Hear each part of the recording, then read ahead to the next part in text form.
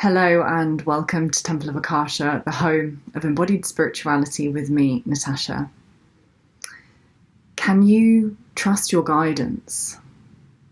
Can you allow yourself to not know why you're being summoned in a certain direction, but to trust the summoning, to trust that your soul can see more than your ego mind can invent for yourself? I recently had an experience with a soul tribe member who booked an exploration call with me, and he wasn't sure why he was sat on the call, but he felt the call to book with me. And there was an exchange that happened during that call where I was able to feel into his field and see him and witness his wisdom, witness the ways in which his life force energy wants to move up and out. All of his wisdom wants to be shared in the world. And he was also healing me. He was a healer and he was giving me healing on that call. And there were notable shifts in my energy as we sat together and as there was this exchange, this co-creation. And I've had quite a few experiences like this recently, where people and experiences have come into my field, perhaps seemingly for one reason at the surface, and yet actually as things unfold, there is a deeper divine orchestration to the reason why these people, these experiences show up. We can't always know why we're receiving the guidance we're receiving. And oftentimes the mind will want to attach a reason, a logical, practical, pragmatic reason to the guidance we're receiving. Oh, it's for this thing. Oh, it's because I want that outcome. And the hardest thing often to do is to remain open and unattached to the reason or outcome, and to simply trust the guidance with curiosity. I'm being guided to travel to this place and I have no idea why. I'm being guided to reach out to this person and I'm not sure why. I'm being guided to book this service. I'm being guided to, go to this party. I'm being guided. There's a guidance. There's an aliveness. There is energy that wants to move in a certain direction. I'm being guided to start writing. I'm being guided to sing in this moment. I'm being guided to speak these words, and I don't know why.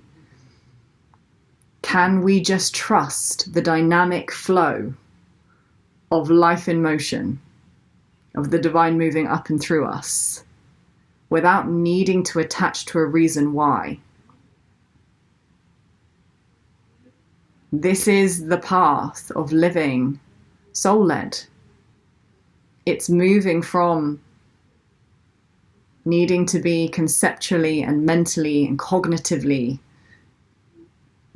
governed, to letting heart wisdom, hara wisdom, body wisdom, the way in which the soul is communicating its aliveness and its desire and its joy, letting the body become the receiver of that information and letting that guide the path forwards, letting that guide the decision making. This doesn't make decisions. This evaluates. It contrasts.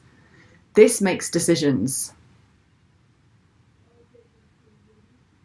And so increasingly, as this evolutionary process accelerates, we're really being asked to trust our guidance.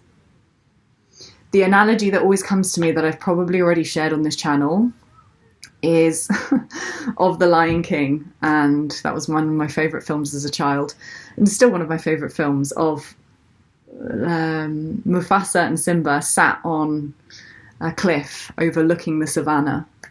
And I think Mufasa says to Simba, everything that the light touches is yours when you're king. And to them on that cliff edge, that looks like such a lot of land, right? It looks like the whole world. But if you were to be a bird and you were to rise higher than that cliff edge and you were to see the entirety of the savannah, you'd see that there's so much land, there's so much space, there's so many other places that have not yet been explored or have not yet been witnessed from our vantage point. And, you know, Mufasa and Simba on the edge of the cliff are a bit like the ego mind. We think we see. We think we know. We think we know the way. But Great Spirit, the all-seeing, all-knowing singularity, can see and know how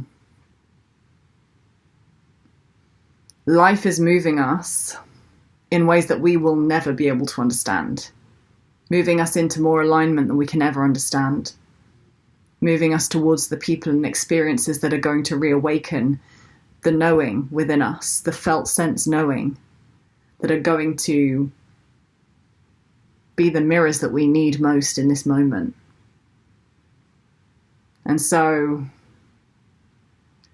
sometimes we'll feel like Mufasa and Simba on the cliff edge, and we'll see a path, we'll see an invitation, we'll see that there's an opportunity, and it's trusting what we can feel and see and what we're being guided to move towards without pretending that we really know the reason. Because if we're honest, we haven't got a fucking clue what we're doing in these lives. None of it's in our hands, in this small self hand, right? Everything is in the hands of God. So can we co-create? Can we be the one that is moved without needing to know cognitively, pragmatically why we're being moved? Can we follow the breadcrumb trail? Spirit breadcrumbs us. Can we follow the breadcrumb trail with curiosity? Can we trust our guidance?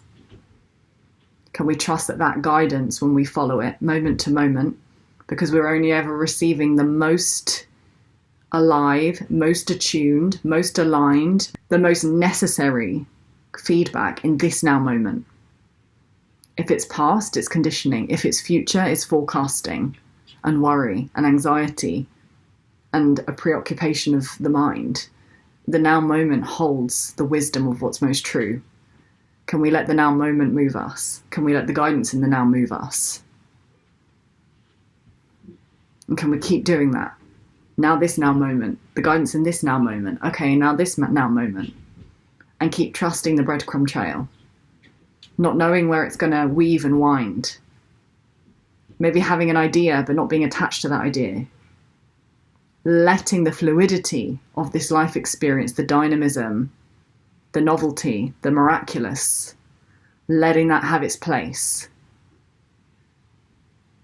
Co-creating with that which we cannot see, but we know is there in our hearts. Trusting the guidance. Trusting the aliveness.